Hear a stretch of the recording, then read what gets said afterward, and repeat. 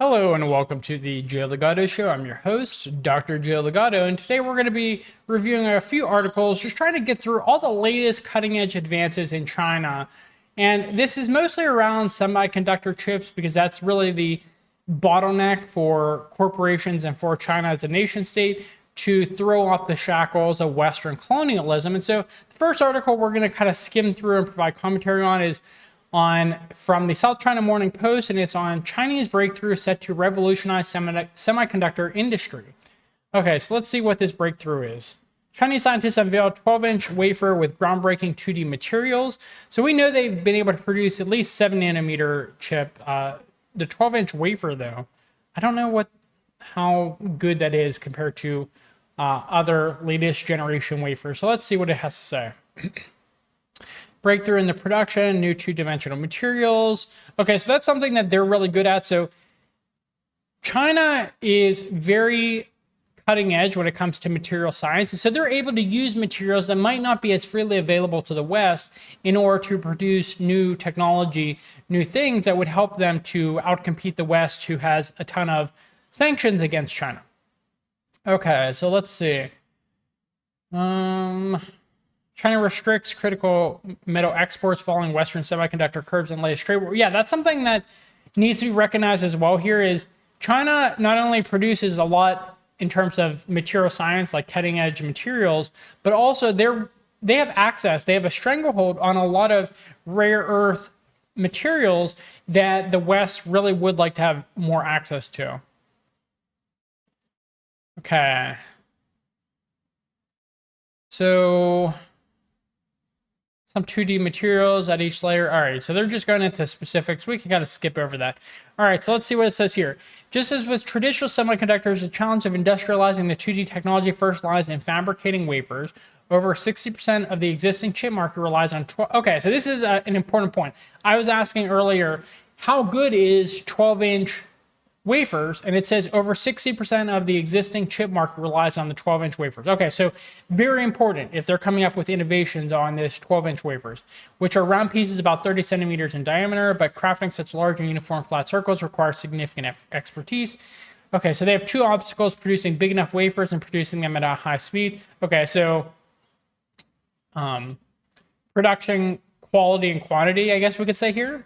When it comes to size, creating 12-inch diameter, formidable task.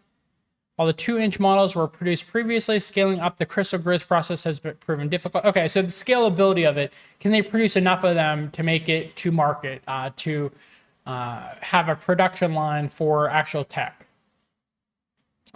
Okay, so they're talking about the traditional method and why it's difficult for them to produce using that. And so they came up with some innovation here. So let's see what this innovation is. They developed a new approach utilizing a surface-to-surface supply method that ensures uniform growth. Okay. All right, so they're using their material science knowledge in order to speed up the process. Means there are no longer... Oh, okay, so this new method means there are no longer limitations on the size of the wafer. So that's amazing, because that can definitely help them in the future if they need to produce other size wafers aside from just the 12-inch one. So they can make larger ones, they say, aside from just the 12-inch, which makes up 60% of the market. Okay. Okay, so the article goes on to say, while the wafers have been successfully fabricated, transforming them into usable chips still requires intricate design and engraving with photolithography and deposition, yet Liu is confident about the future. As the history of the semiconductor industry has shown, iteration is key and some hurdles are likely to be overcome with industrial refinement. This is something really important to remember is China understands the iterative process of creating new technology. And so for them, they're using very intelligent trial and error to decide on what to do and how to get things done. And so, sure, they may be fumbling a little bit, but that's a part of the process of figuring out what works by figuring out 1,000 things that may not work. And if they do this trial and error iterative process, they may figure out novel solutions to problems, which they clearly are. That's another thing that is really important about how China does things is they have a ton of different cutting edge industries, and then those industries all collaborate and interact with each other. And so there's really a lot of interdependence between their sectors of the economy. Whereas in the United States, there might not be as much collaboration between high-tech industries. We call them the siloing of knowledge. And I actually talked about this. We did a lot of research back in graduate school on this, me and my advisor, on how knowledge tends to be siloed in the West. And it seems like the Chinese government has really said, like, no, you can't do that. If we need the people in charge of cutting edge semiconductors to talk to people in cutting edge material science, we're absolutely going to have them collaborate. There's not going to be the siloing of knowledge. And so that's been a really smart thing that they've done.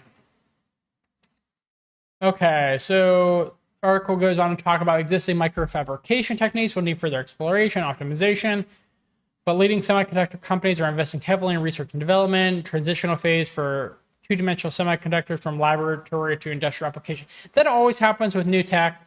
You might find something is possible in the lab, but then it's like, how do you scale it up to be mass produced? China's figuring that out. Okay, so interesting stuff there. Let's move on to our next article. So this is a little bit later. This was couple months ago at this point. So ASML to ship top tech to China even as Dutch chip ban starts. So company said it will continue to ship the products in its next 2000i and more advanced DUV models, which fell under the restrictions that started on Friday. Oh, okay. So they're continuing to ship things. Okay, so they have an agreement between Netherlands and the United States. So ASML is in Netherlands, and they've been bullied by the United States to not ship as many things to China. Okay, so the lithography equipment, apparently that ban has not worked because China has managed to mass produce 7nm chips, which they used in their Huawei phones. Fulfilling contractual obligations. Okay, so ASML is fulfilling the rest of their obligations to China.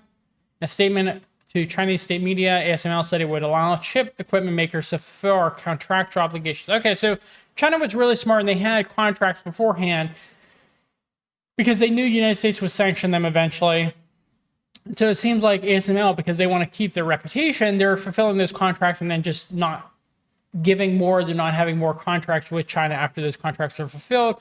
But it looks like China has figured out how many of these machines they need before they can start domestically producing their own machines, their own lithography machines. So really smart tactic to kind of buy in bulk, stockpile these machines until they can produce their own market of it.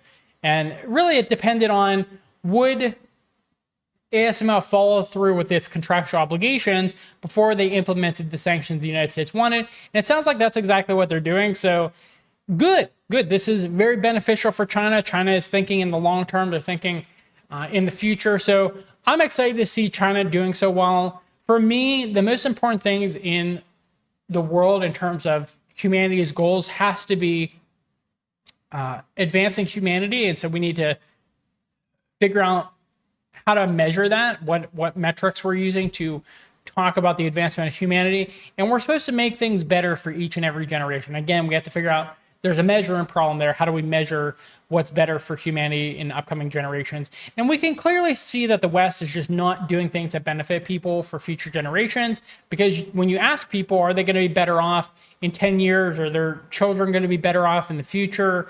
People consistently in the West say, no, they're not going to be better off. So I see China as one of the few bastions of civilizational progress that is being made. And you can clearly see here in terms of their innovations, their tech innovations, that they are really progressing humanity.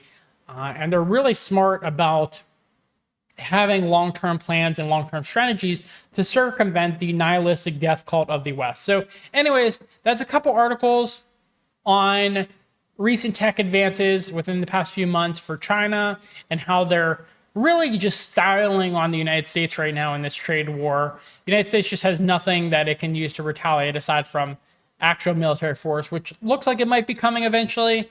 But the United States is so invested, so dealing with so many problems elsewhere that they can't even bring a lot of military to bear against China at this point. So anyways, if you found this video to be helpful, to be informative, please leave us a like. It helps us in the algorithm.